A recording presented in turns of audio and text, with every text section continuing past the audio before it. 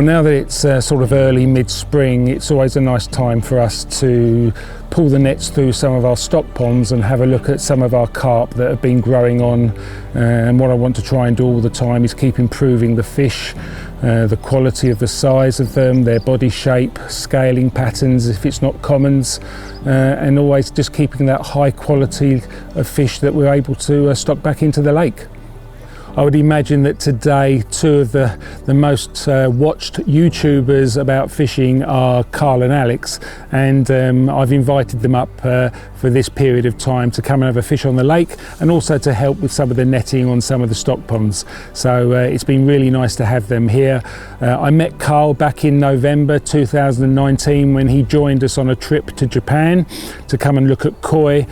So I always promised him, after him being with us for 7 to 10 days in Japan, that himself and his brother Alex could come here and have a fish, make a film and enjoy themselves for a couple of days. Like I've always said, it's just been an interesting and fascinating journey for us as a family over the last 60 years to see how carp fishing and carp farming has developed over those years. So the main aim here at the lake was to have quality fish, not necessarily the quantity of fish. So in the end, I ended up with 4 ponds that are purpose-built that could be drained down. They vary from 5 to 6 foot in depth. And I have 2 mud ponds as well, quite largish ponds that again allow us to hold fish and grow on fish that we think will be special for the future. It's a small operation, but again, like I say, I'm always interested in improving the quality and not the quantity of fish that we have here.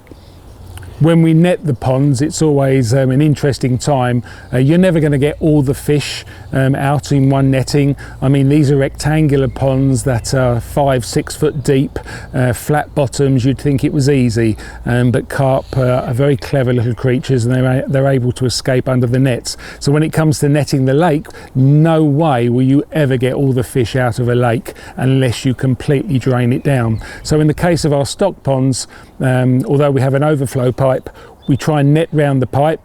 We have specific nets that are at the right depth, and we slowly pull those nets through the ponds because we're just looking to see the health and the well-being of the fish after they've come through the winter months. So if nothing else, it's quite nice just to check the fish at this time of the year anyway. So we'll just take a couple of netfuls. All these were born in July 2019. Wow. So what we're doing all the time is we're selecting the better growing fish. The first thing I look for is body shape and weight. I know that sounds really strange, is that something I learnt in Japan was that when you watch them net their mud ponds, and especially when they get to knee-size and sand-size, so knee-size being 2-year-old, sand-size being 3-year-olds, you'll see them as they physically bring them out of the ponds into the bowls. You'll see them do this.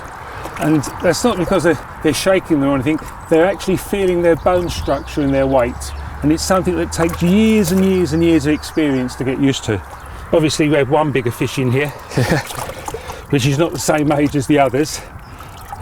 But again, you can just feel by its bone structure and the size, and knowing that that fish is only 4 years old, so it's his 4th summer. Yeah. Okay, you know that fish is going to be really a big fish, and we'll let you boys put one each into the lake today. Sweet. So it's a little bit of a remembrance of you coming here to fish here. So one can be Carl and one can be Alex. So we'll put that one. The thing is, if you're going to name the fish after us, you've got to find the skinniest ones. No, let's hope they've got potential. So yeah, we'll put that one in there. That one can be for you. Obviously the common carp, they put on a lot more weight and they grow a lot bigger. But and you can see that again, that is the same age as that. Oh, so these two fish are the same age. Same age. And the commons put on a lot more weight. A lot more weight. And so with mirrors, I'm looking for again body shape, nice high backs, broad shoulders, okay, and nice scalation. And then there's even smaller ones in here. Now you think that's the same age. Yeah. But that hasn't put on the weight. Yeah. So we're always looking for the bigger fish to grow on. But obviously we'll take the nicer fish and the bigger fish and we'll restock back into the lake. This one's got some cool scales. Yeah. There's another one. So different size again, look at that. Look at the high shoulder on it and the thickness of its shoulders. Yeah. And I can just tell that's going to grow into a really big fish. Oh, it's a different common. That's another one. Yeah, same age again. Look at that one. Because you've got some big commons in the lake as well, haven't you? I mean, and they have been bred in the lake. The biggest common now that's been bred in the lake has grown on. We're looking at around about 57, hopefully nearly 60 pound this year. Wow. So to think that they were being bred in there. Yeah. Oh, that's a cool one. I like him. He's cool. So let's have a look, see what we've got. This is exciting. So there you are. That is such a nice carp. Shall we put this, we'll give you this put in the lake. Yeah. Okay. Can I grab him? Yeah, go on. You might catch him tomorrow morning, Can you imagine? What a beautiful fish.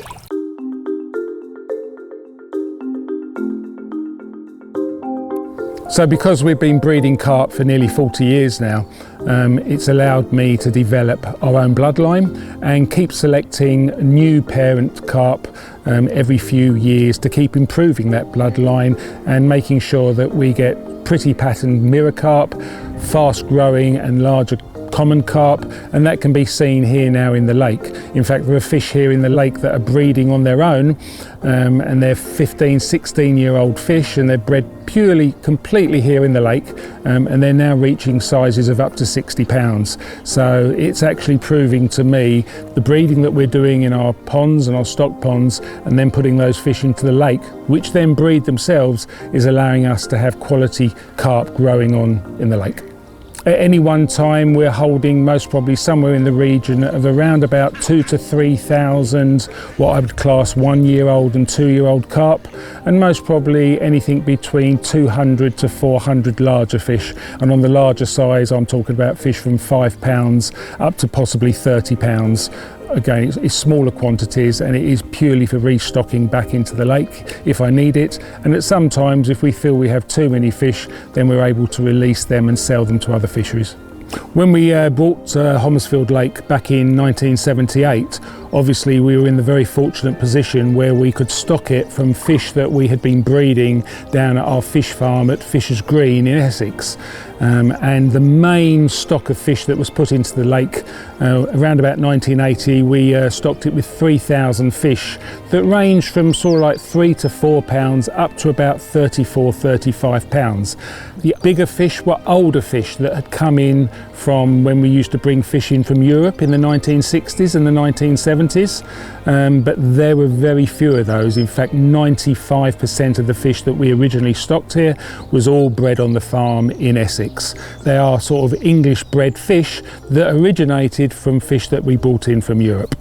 Although we had been breeding carp from around about 1976 and have continued to do that throughout the decades here in the UK, one of the biggest things that I learnt was while I was living in Japan with the breeders of Niigata, and I was watching how they bred their koi, how they were selecting their fish and to grow on. And obviously a lot of their ways you're looking at body shape and patterns. And when I started breeding fish here at the lake here at Homersfield, I took on board everything I had learnt there and started to even improve our bloodline even more. Although our bloodline from the beginning of the 80s was mirror carp that had come from Belgium, and then I crossed them with common carp, or what we call magoi carp, from Japan, that was a completely different strain of bloodline that had never ever been done before, and we've continued with that for the last 35 years. All the stock ponds we have here have carp in there at different stages of their lives.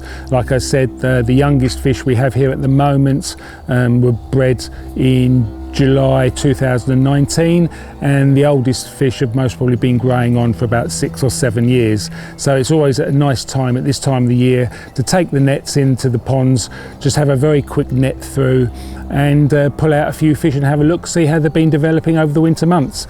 There's many different types of styles of carp here, and if you look at some of the old common carp, you can see that they date back to the days when it was normal common carp from Europe with mirror carp and everything else. And what we've slowly done is that we've taken again body shape and body weight and made our carp really, really different in the sense that they have very high backs on them, very broad shoulders, and that allows us to look at them and see how they're going to develop and get bigger fish. You can see it naturally within the lake here as well. Some of the bigger commons and bigger mirrors that are coming out in the 40s and 50s and nearly 60 pound in weight have these very high backs and broad shoulders, and that's all part of the development of us improving our bloodline over the years.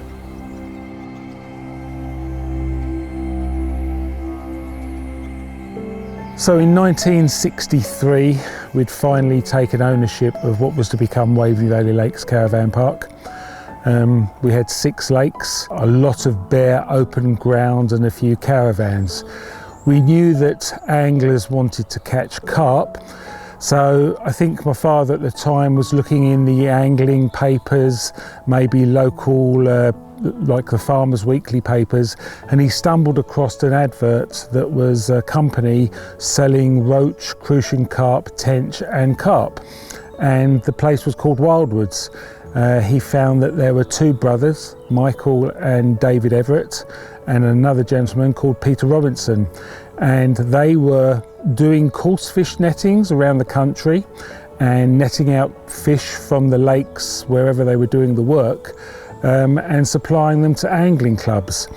Peter Robinson, who was one of the 3 people that was involved in bringing fish into the country, explained that he used to be a member of the Red Spinners Angling Club, and I think that's one of the oldest angling clubs in England. And at one of the committee meetings, he'd heard that more and more of the club members were talking about carp, but the one thing there was a lack of carp being fished for in the UK. So the 3 guys basically started looking into the possibility of bringing fish from Europe. There was no websites, no internet, there was no way of finding out. They'd heard through the grapevine that some fish had come into England from Holland. So they made some more inquiries, and they finally found out that they could find fish and buy fish from a fish farm in Belgium in a village called Haslet. And this fish farm turned out to be covering an area of some 2,000 acres. The fish farm there was mainly producing mirror carp for people to eat, and they were supplying Germany, Holland, Belgium and other countries in Europe that like to eat carp. And it wasn't until they met my father in most probably around the 1967, 1968 that my dad wanted bigger fish, that they started to bring in larger carp as well. I read an article in the Farmers Weekly, or the local paper. David Everett was about 6 miles from where we lived, in Untitled, and I read about they had carp for sale. So I went over to David. He eventually became a very good friend of mine. He was standing in the tank looking at carp, weighing them up. I looked up, I took a photo of him standing in the tank. He looked up and he said to me, which fish farm are you, which fishery are you from? I said to him, I'm not from a fishery, I own a place called Waveney Valley Lakes. I'll buy all the carp you've got. He said, all of them? I said, yes, at the right price. So he said, 10 shillings a pound. I said, providing you deliver them to Waveney Valley Lakes, which he did. It started an association, and I bought many more loads of carp from him. I think it should be mentioned that these 3 individuals most probably brought more carp into the country from 1968 to 1973 than anybody else. And these fish would be stocked all over the country, from the Thames Valley, from north, south, east and west. The amazing thing was that actually at the time, when we were buying roach, crucian carp and tench from these guys, those fish were actually more expensive by the pound than it was to buy carp by the pound, which is an amazing fact when you think about it in this day and age. So between 1968 and 1970, we started to bring more and more fish into England from Belgium, and the fish started to get bigger and bigger. By 1970, nearly all the lakes at Waveney Valley, all 6 lakes, had fish over 20 pounds, and I think about 4 or 5 of them had fish over 30 pounds. At the time, the reputation of Waveney Valley Lakes was local. It was mainly local anglers coming from the area to fish it, and were catching bigger and bigger carp. And I think what really made the difference was that in 1971, an angler called Peter Stacey caught in July a 31-pound leather and a 30-pound mirror carp, and these hit the front pages of the angling press back in 1971. It was then that the reputation of Waveney Valley really went across England, and people started to take note of what fish were there.